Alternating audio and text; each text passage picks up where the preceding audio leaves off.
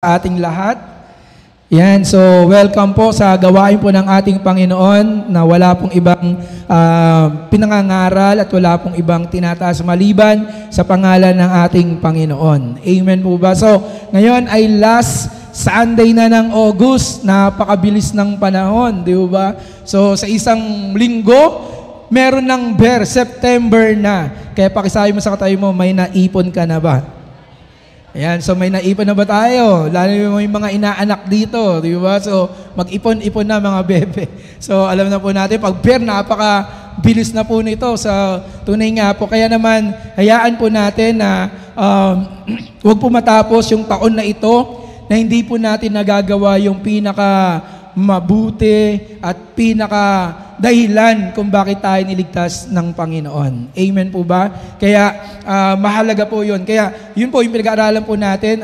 It's all about our devotional life. So ito po yung ating mga siniris. Kaya naman sa umagang ito, ang nais ko pong i-share po sa inyo ay may pamagat na sabihin mo nga, ipasa mo. So sa English, pass it on. O pakitapik ko tayo mo, sabi mo, ipasa mo, bebe. O, ipasa mo, i-high five mo siya, sabi mo, ipasa mo. O, ipasa-pasa po ng high five. Come on. Diba? So, mahalaga po yung pass it on. So, ano ipapasa po natin? Meron po tayo, alam niyo ba, bilang mga anak ng Diyos, taas mo yung kamay ng mga naniniwala talagang 100% anak siya ng Diyos.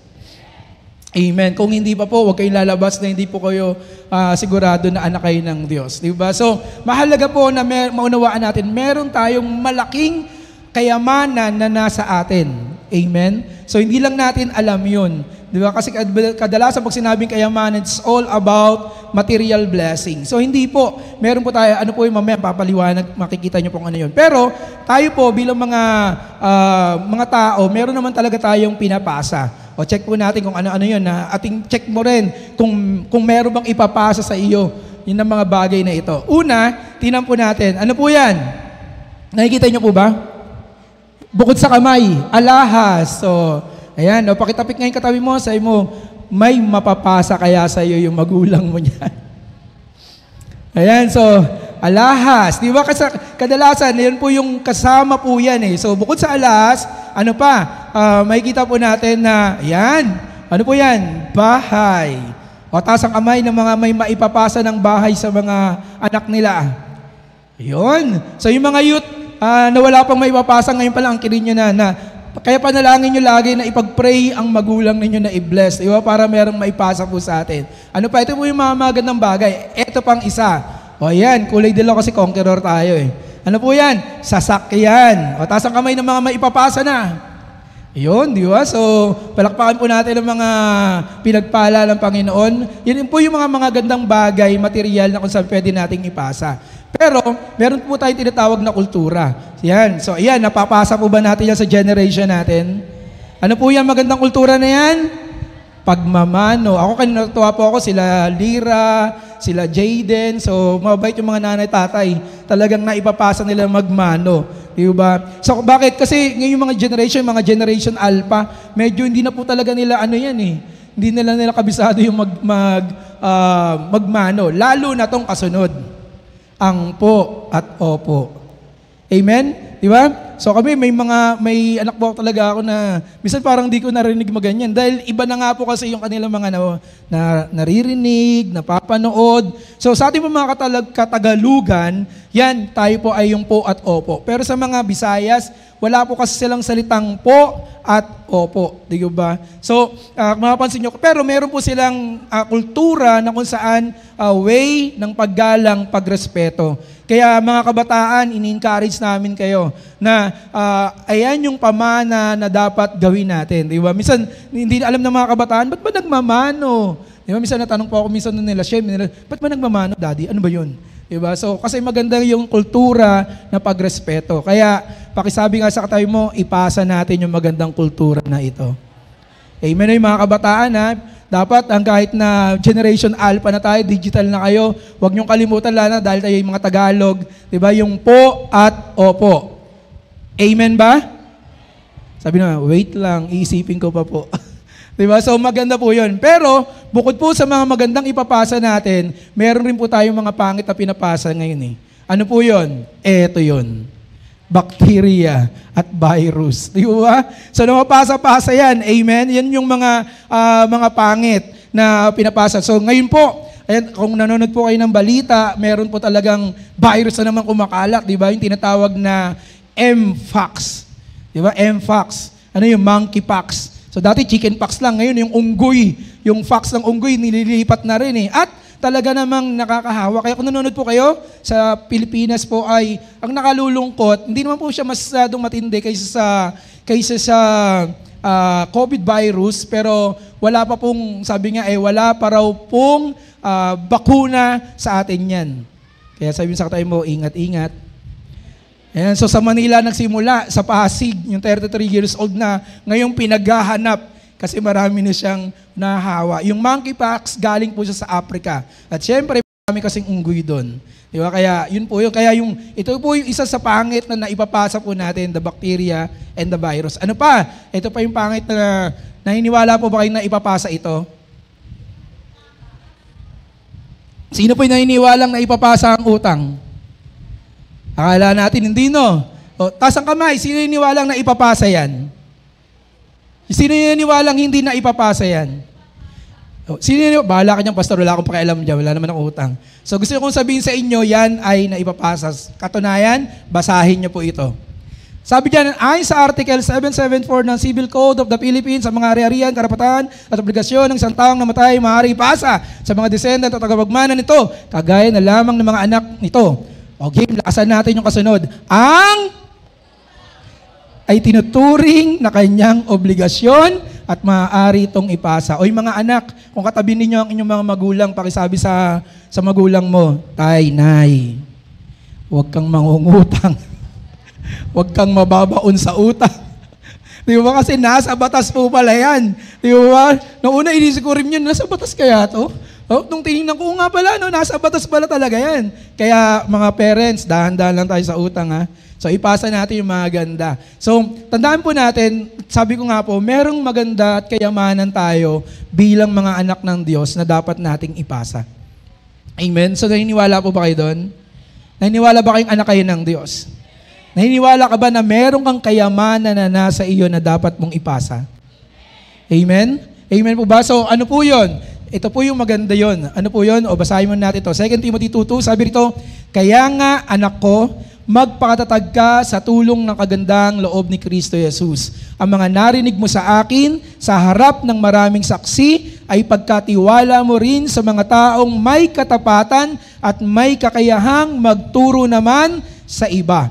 Sabi po ni Pablo sa English, sabi ron, basahin ng mga youth, 1, 2, 3, you then, my son, be strong in the grace that is in Christ Jesus, and the things you have heard me say in the presence of many witnesses, and trust reliable people who will also be qualified to teach others. So si Pablo po yung sumulat dyan, at sinusulat niya po ito, kung titignan po natin kay Timothy, kaya Timothy yung pangalan ng book. So sino po yung si Timothy? Siya po yung batang pastor sa panahon po ni Apostle Pablo. So, tinawag po niya may son, hindi dahil anak niya yan talaga in dugo. Anak niya yan sa pananampalataya at siya po ay kabataan na kung saan lingkod ng ating Panginoon. Kaya ito po yung binasa natin kasi ito yung nabasa natin ng mga nakaraan, di ba, na araw po na binasa Martes, kung di pa ako nagkakamali. So, mahalaga po na makita natin yun na meron po talaga bilang mga anak ng Diyos, inuutusan tayo ng Panginoon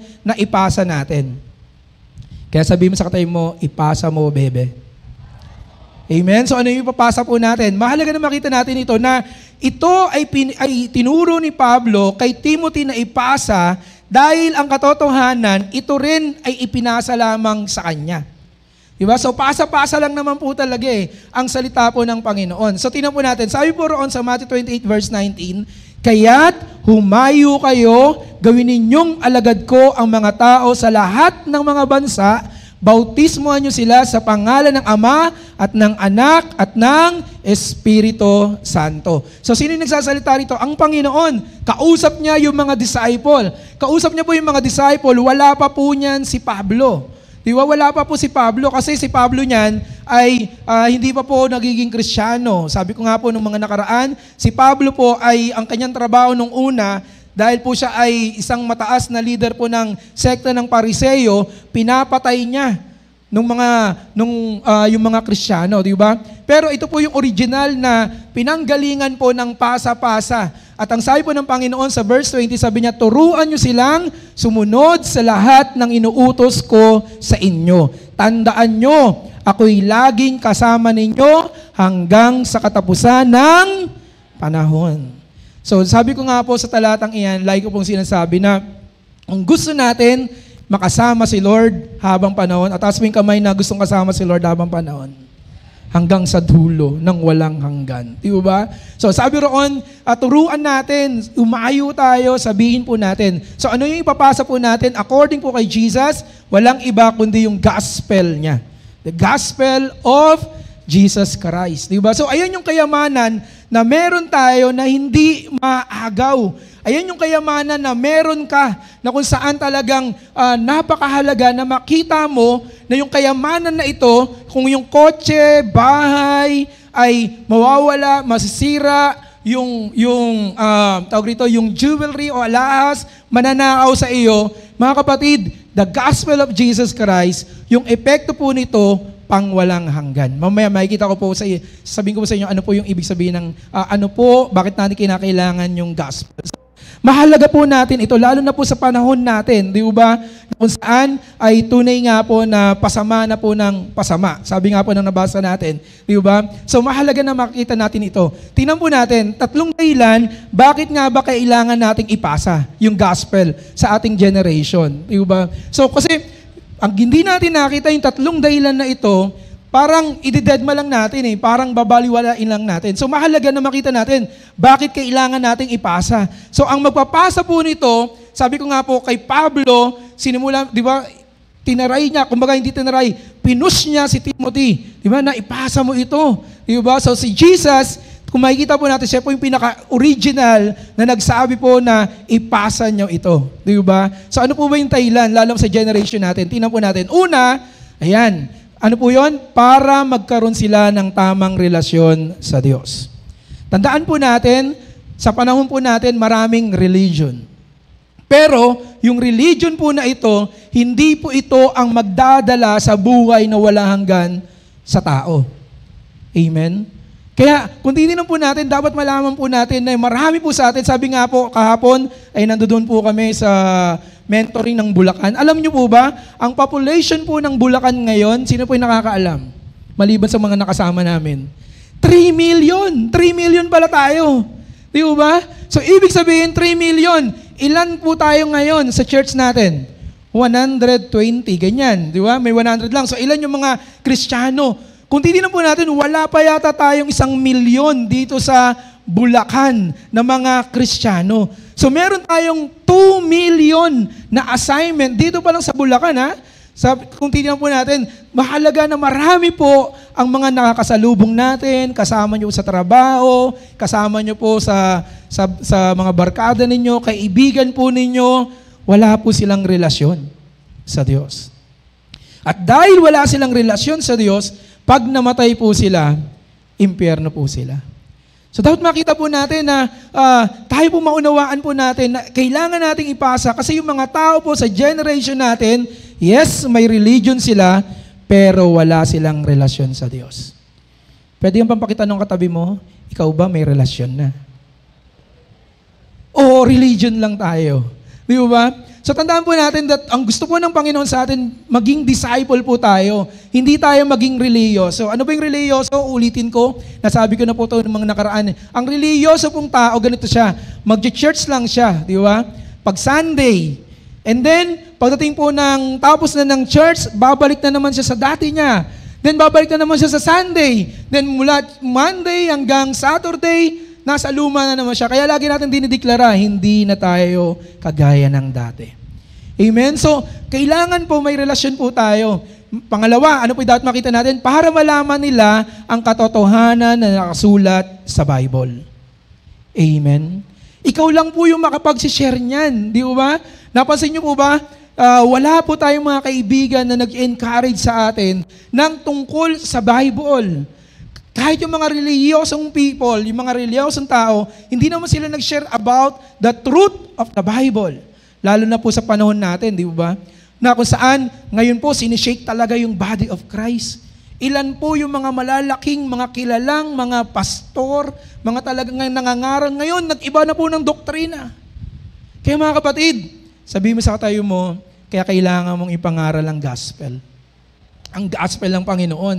Kaya dapat maunawaan po natin ito na ito yung dahilan bakit natin kailangan ipasa. Pangatlo, para malaman nila ang tunay na layunin sa buhay. Pakitanungin katabi mo, sabi mo, alam mo na ba yung purpose ng buhay mo? Alam niyo na po ba purpose ng buhay niyo? Diba? Pag hindi po natin alam ang Bible, ganito lang yung purpose po ng buhay ng tao. Cycle wala po dyan sa slide. Yung cycle, thank you Lord, pinaalala mo sa akin. Ganito lang siya, mabubuhay ka, lalabas ka sa mundong ito, palalakihin ka ng nanay at tatay mo, mag-aaral ka. Pagkatapos mo mag-aaral, mag-aasawa? Hindi. Magtatrabaho muna, di ba? Magtatrabaho muna bago mag-asawa. So, magtatrabaho ka. Pag nagtrabaho ka na, may maganda ka ng trabaho, kaya mo na, sa tingin mo, magpapamilya ka na. Amen? Magpapamilya ka na. So, pag nagpamilya ka na, magkakaanak ka. Yung anak mo, palalakihin mo rin. Tatanda ka naman. Di ba? So, habang tumatanda ka, ang katapusan mo, mamamatay ka na. Yun po yung ikot, di ba? Ayun yung purpose. So, kapag ganoon, ang katapusan lang natin, pag hindi natin alam yung purpose natin, mamamatay ka lang. Hindi mo alam kung ano yung patutunguhan mo. Di ba? Pero pag kilala mo si Lord, alam mo na pag namatay ka, mabubuhay kang uli. Buhay na walang hanggan. Amen? Kaya mahalaga po yun kaya mahalaga na ipakilala natin, i-share natin yung gospel kasi maraming tao hindi nila alam yung purpose nila. Kaya yung iba, kahit na may edukado, kahit na merong kayamanan, di ba, hindi nila na-enjoy kasi ang alam nila, ganun lang yung purpose ng buhay . Di ba? Pero pag alam mo ang salita ng Panginoon, tinanggap mo ang Diyos, mga kapatid, your life will never be the same again. Malalaman mo yung purpose ng buhay mo. Eto pala yung purpose ng buhay ko. Kaya po ako, I thank God kasi hindi po niya inalaw na namatay ako na hindi ko nagawa yung purpose ng buhay ko. Bilang seaman dati, akala ko yun yung purpose. Akala ko nung ako'y bata, mangarap ka, yumaman ka, kasi laki kami sa hirap. So, nag-aral at talaga pong nagsumikap at nagtrabaho at nung seaman ako, akala ko yun na lang. Yun talaga yung purpose ko. Pero, thank be to God. Kasi nakita ko po na hindi ako dinesign ni Lord para mamatay na seaman. Kundi dinesign ako ni Lord para ipangaral ang kanyang mabuting balita. Amen? Kaya dapat po makita po natin yun na tayo po ay ganoon, di ba? So, pwedeng nagtatrabaho ka, pero dapat wag mong kaliligtaan na ipasa. Amen? So, bakit nga ba natin ipasa? Because gospel is our lifeline. Yung salita po ng Diyos, yung mabuting balita ng Panginoon, ito po yung dahilan bakit ka buhay. Amen? Tanongin mo katayo mo, alam mo ba na yan ang dahilan bakit ka nabubuhay ngayon? Bakit buhay pa tayo ngayon? Di ba? Para maunawaan natin na yung mabuting balita, ito talaga yung pinanggagalingan ng buhay. So, mahalaga na makita po natin yun that the gospel of Jesus Christ, una, bakit natin ipasa? Because the gospel of Christ will redeem. Amen? Tayo yung magtutubos. Si Lord, tayo ay tinubos. Yung pala. Di ba? So tandaan po natin, sabi po ng Ephesians, ang tao po na walang relasyon sa Panginoon, ang magkokontrol sa kanya, walang iba yung kundi yung kapangyarihan ni Satanas. Kundi yung kapangyarihan ng demonyo. Kaya pag sinabing redeem, parang ganito po siya, ikaw ay nakasanla. Tanungin mo yung katayo mo, sabi mo, alam mo bang dati nakasanla ka kay Satanas? Amen? Kaya tinubos ka niya. Sabi po ng Ephesians po yan. So, mahalaga na makita po natin na dapat ipasa po yung salita ng Panginoon because Christ redeemed us. Ano po yung sabi ng Galatians 3:13? Sabi roon, Christ redeemed us from the curse of the law by becoming a curse for us. For it is written, curse is everyone who is hung on a tree.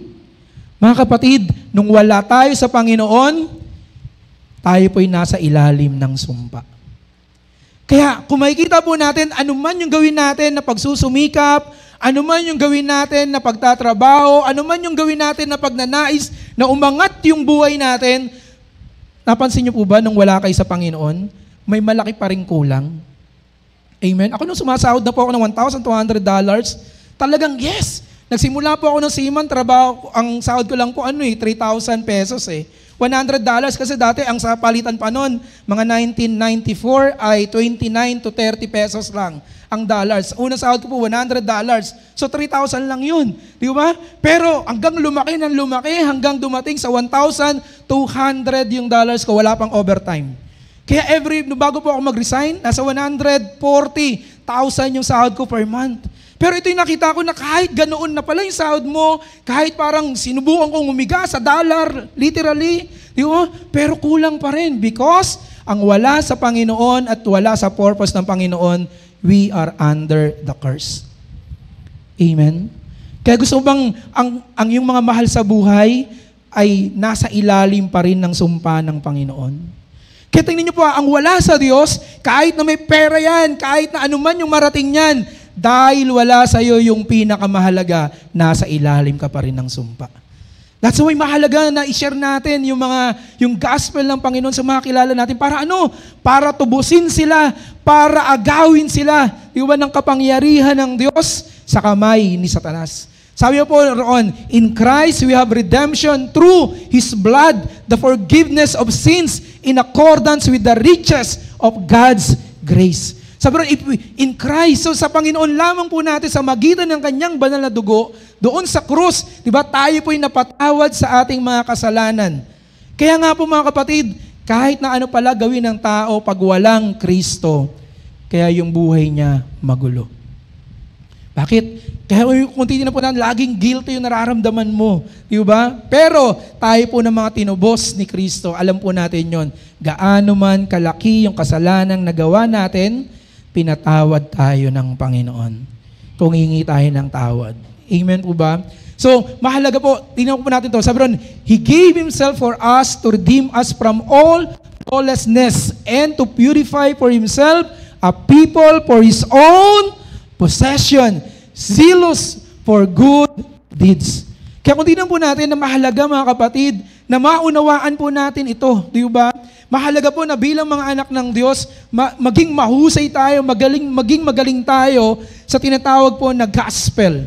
Kasi kung hindi mga kapatid, pwede kang madaya.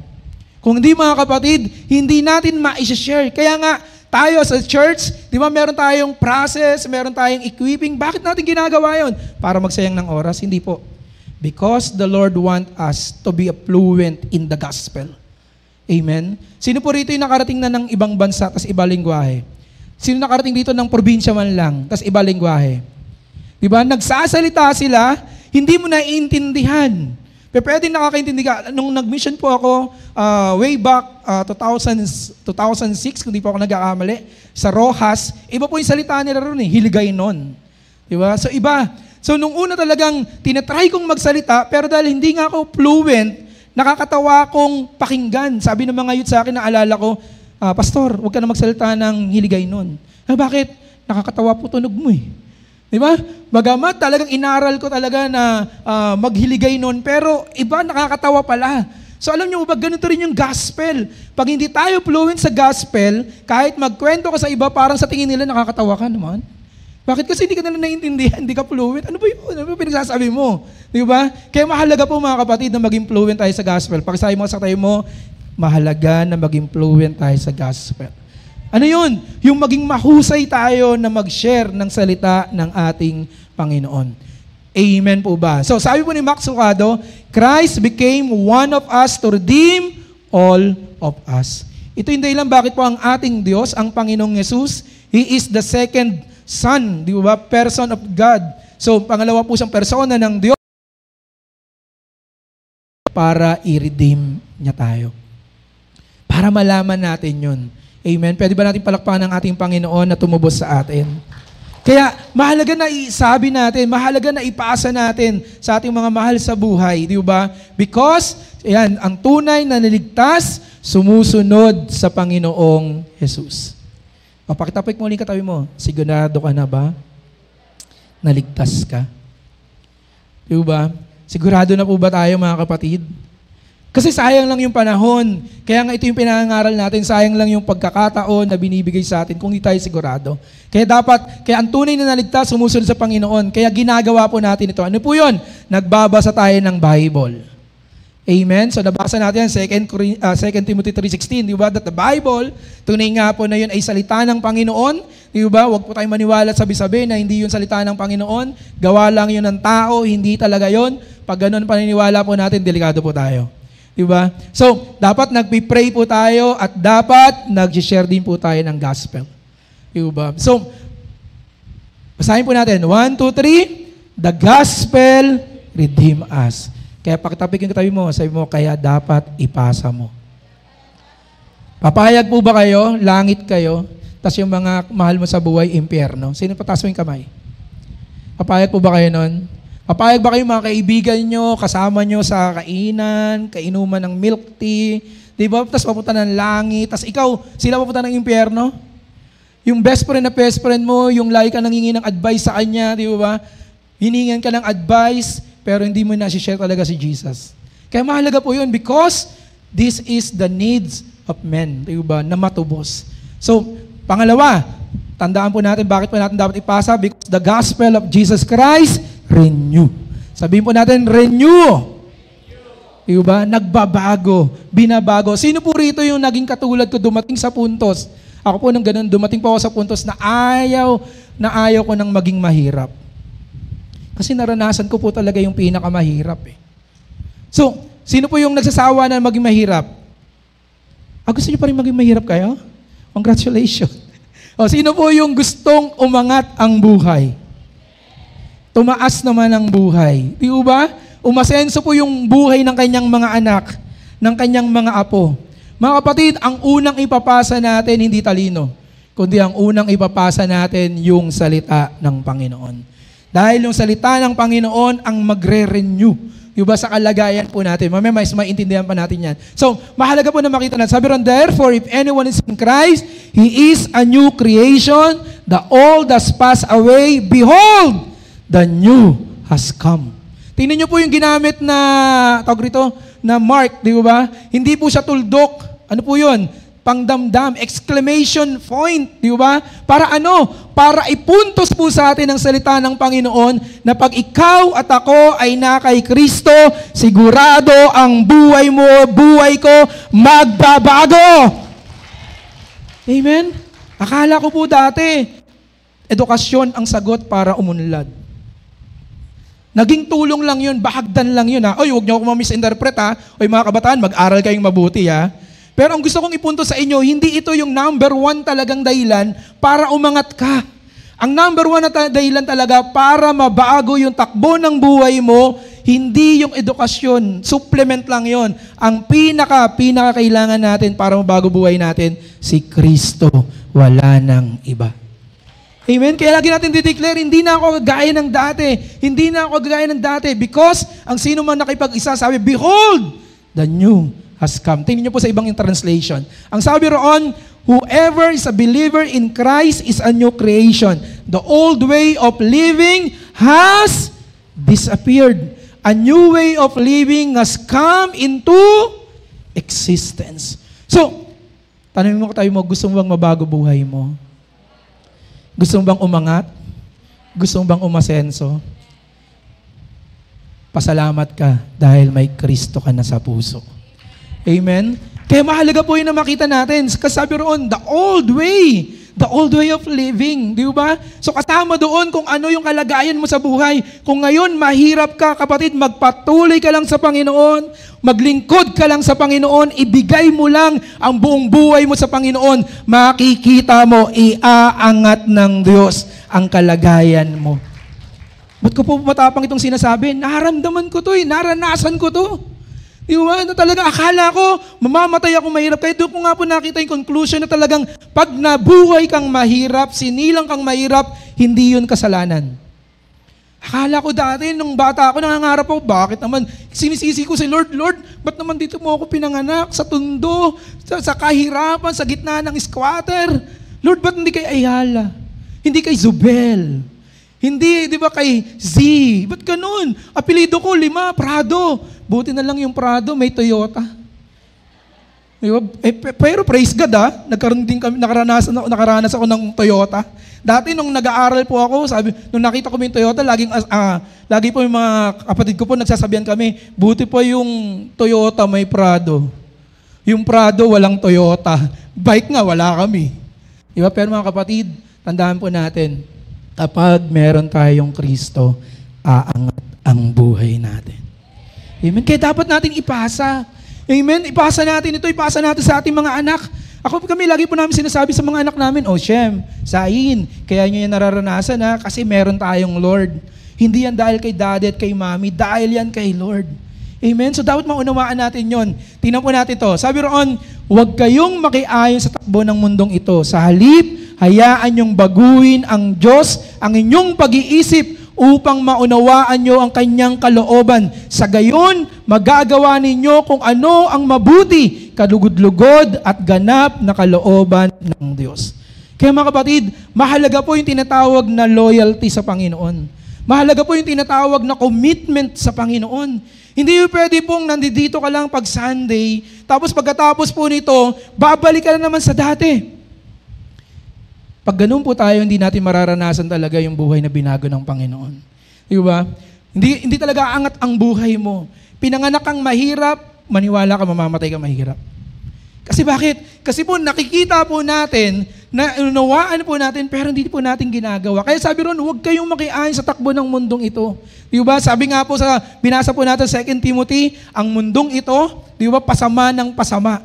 Yung masama, lalong magiging masama. Yung mabuti, lalong magiging mabuti. Pumalakpak nga yung lahat ng kasama kong mabuti at lalong bubuti. Amen? So mahalaga po na malaman po natin yung kasi talaga pong kinakain po ng ibang, kinakain po tayo na impluensya tayo ng mundo kapag umayon tayo sa takbo ng mundong ito. Kaya mahalaga po na makita natin ito. Tingnan niyo po ang sabi po ni Billy Graham, most of all, let the Word of God fill you and renew your mind every day. Bakit daw? When our minds are on Christ, Satan has little room to maneuver. Kaya mga kapatid, mahalaga po na yung puso natin, si Kristo ang nakaupo, at yung isip natin puno ng kanyang salita. Amen? Kasi kung ano yung nakikita mo, ano yung nababasa mo, magiging ganun ka. Amen po ba? Kaya mahalaga po mga kapatid, punuin natin yung kung bakit tayo nagde-devotion, kung bakit lagi na lang namin sinasabi rito, every Sunday, read our Bible. Bakit? Isa lang po yung gusto namin.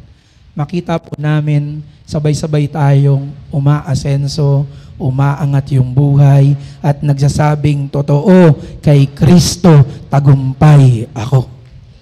Amen? Kaya hindi po natin pwede, dahil pag hindi po natin pinuno yung salita ng Panginoon, maniwala po kayo, pansinin po ninyo, di ba? Sa mga hindi po nagde-devotion, di ba? Pag linggo ka lang kalmado, pag nakaupo ka lang dyan, nakikinig kay Pastor kalmado, pero mamaya pag-uwian, di ba? Pero pag lagi kang nagde-devotion, di ba, nabasa niyo po ba, nakita po ba natin si Moises, nabasa niyo po ba yon? Because lagi siyang nasa presence ni Lord, 40 days lang siya, nasa presence ni Lord, yung kanyang mukha nagniningning. Pakitingnan niyo katabi mo, nagniningning ba o nagdidilim? Di ba po? So, pag tayo po lagi nagde-devotion, maniwala po kayo, anuman yung problema natin, di ba? Talaga pong malulutos po natin. Why? Because the mind of Christ is in us. Amen? Kaya mga kapatid, gospel renew all things.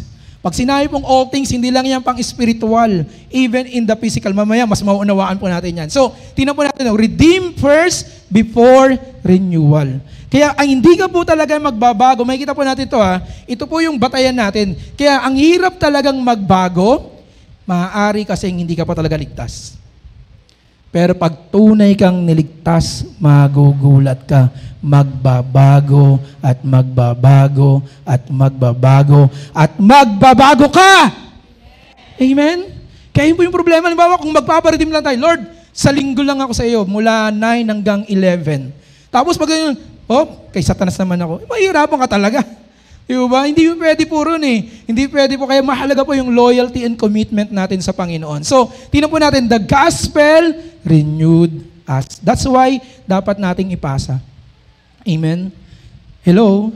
Gusto mong makitang umaasenso mga kaibigan nyo? Ipasa mo. Di ba? Sabihin mo. So, bakit kinakailangan maunawaan natin? And next, ano po yun? The gospel of Jesus Christ, restore. Diba? Nire-restore, pinapanauli. Kaya bakit po natin dapat ipasa? Because only the gospel of Jesus Christ has the power to restore us. Tingnan nyo po maunawaan po natin ito. Tingnan po natin. Sabi ron, restoration in the Bible is multi-faceted. Diba? So marami po ito. Tingnan nyo po kung ano-anong sakop nito. Una, spiritual. Spiritual. Kaya nga pag tinanggap natin ng Panginoon, nare-restore po tayo. Pangalawa, emotional. Pangatlo, material.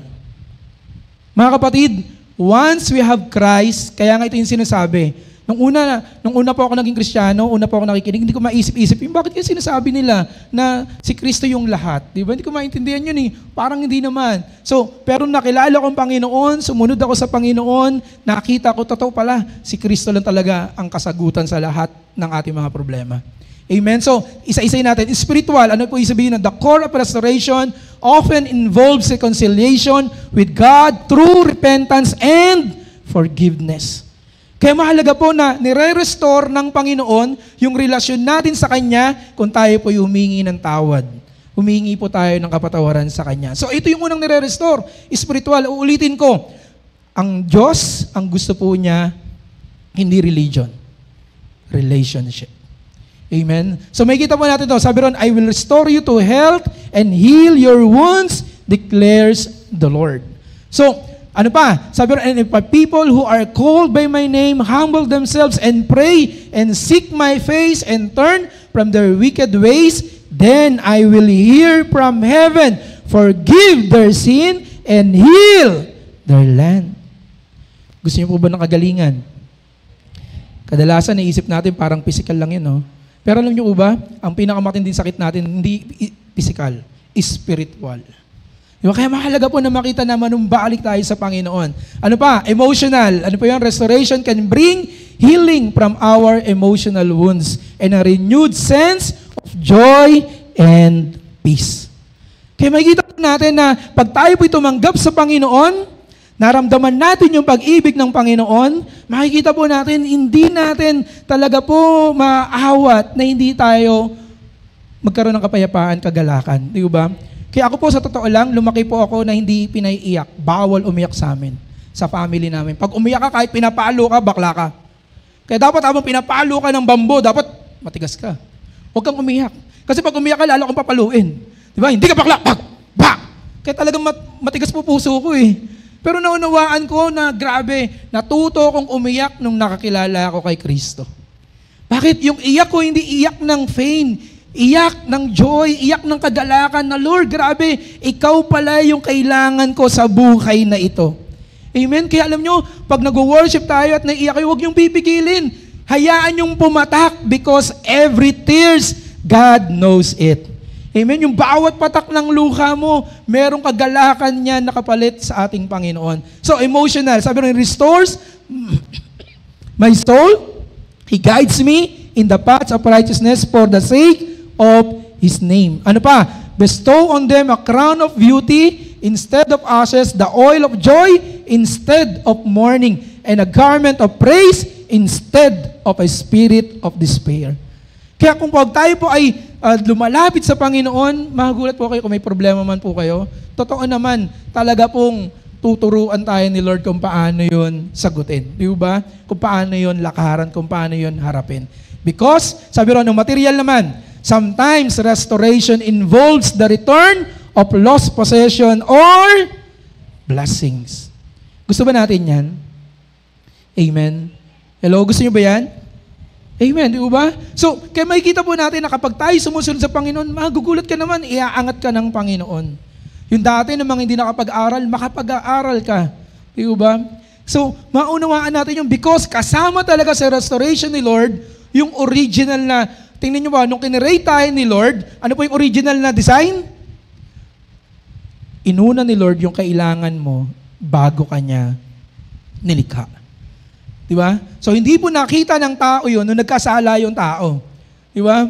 Kaya nung bumalik tayo sa Panginoon, maunawaan po natin na ang katotohanan, hindi talaga dapat ang tao ang humahabol sa blessings. Pakisabi mo sa katabi mo, huwag mong habulin ang blessing. Sabi mo sa kanya, dahil anak ka ng Diyos, ang blessing ang hahabol sa iyo. Amen? Sige po, palakpakan natin ng Panginoon. Totoo naman po yun, di ba? So, ang blessing, kaya huwag tayong mag-alala, di ba? Huwag tayong masyadong mararatel. Pag nararatel po tayo dahil may mga pangangailangan tayo, luhod lang. Pray sa Panginoon, magtiwala ka.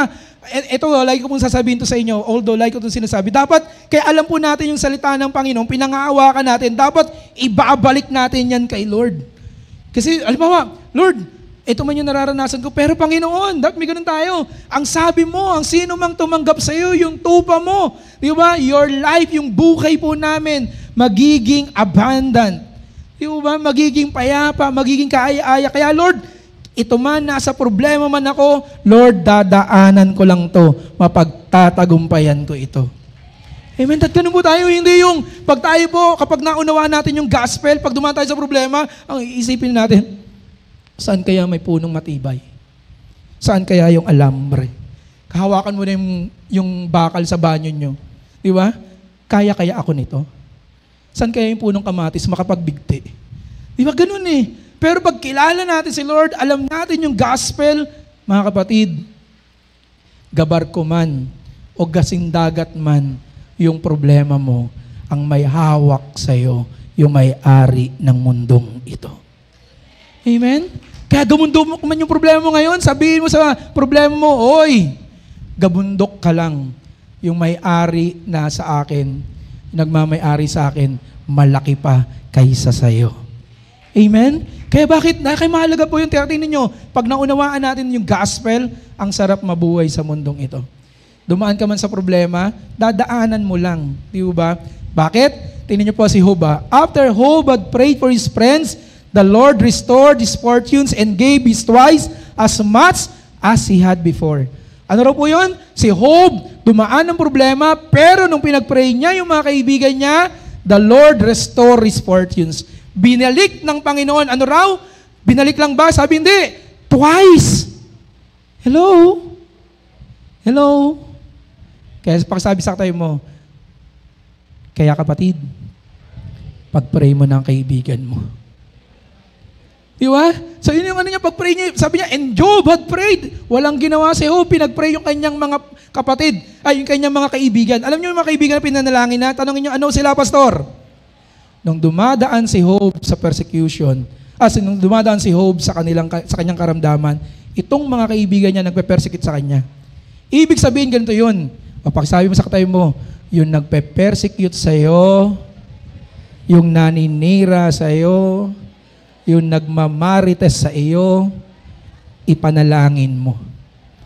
Amen? Huwag natin ipanalangin, kuhain na sila ni Lord, Di ba? Yun yung pinag-pray niya eh. Sabi niya, and then the Lord, sino pa? Yung babaeng ito. Sabi, restore all that was hers. Di ba? So, in 2 Kings chapter 8 verse 6, so intusan yung hari, ibalik mo yung lahat ng kayamanan ng babaeng yan. Bakit? Kasi yung babaeng yun nagtiwala sa hari. Tingnan niyo po kapag tayo po ay nagtitiwala sa tao, totoo naman, may binibigay naman yung tao. Pero, limitado. Pero pag nagtiwala ka sa tunay at buhay na Diyos, ibibigay niya ang lahat-lahat ng kailangan mo. Amen? Kaya you want to restore? Di ba? So mahalaga na makita po natin ito. Tingnan mo, you want to be restored? Una, tandaan po natin, God desire it. Gusto po talaga ng Panginoon. Ako nung nalaman yung katotohanan na ayaw pala ni Lord na talagang maging mahirap kami. Ayaw pala ni Lord na lumaki ko, na talagang lagi na lang sinisisi siya. Bakit siya ganoon? Because the Lord desire. Hindi natin malalaman ito kapag hindi natin binabasa yung Bible. Kaya nalaman ko po yung Bible, nagbasa po ako at namuhay po ako according to the Bible. Doon ko nakita na, hindi pala tama yung nasa isip ko. So God desire it. Gusto ng Diyos. Sabi mo sa katabi mo, gusto ng Diyos, pagyamanin ka. Gusto ni Lord, umasenso ka. pakasama ang iyong pamilya. Amen? So pangalawa, ano po yun? Restoration is a process. So tandaan po natin ito. Huwag po natin kalilimutan na proseso naman yung restoration. Di ba? Ano yun? Una, dapat you are redeemed. Tinubos ka ni Lord. Pangalawa, dapat you are renewed. Diba? So hindi pwede po na restoration lang yung gusto natin, hindi ayaw nating matubos. So hindi po mangyayari yung restoration na ito kung hindi tayo dadaan sa process. Kaya mahalaga po ito, it's a process. Hindi po pwedeng instant noodles, parang ganoon. So pangatlo, ano po yun? Requires faith. Kaya mga kapatid, yes, alam ko naman dumadaan tayo sa matitinding pagsubok. Pero tandaan niyo po ito, kapag tayo po ay na kay Kristo, yung pananampalataya na yon, yun ang kailangan natin sa buhay na ito. Amen po ba? So, mahalaga po na makita po natin that ito po yung tatlo, di ba, to restore. Ito rin po yung ipapasa natin. So, tingnan po natin ang bigay idea po natin sa umagang ito. Tayo po ay tumayo at sabihin po natin, ipapasa ko ang mabuting balita na ginawa sa akin ni Kristo.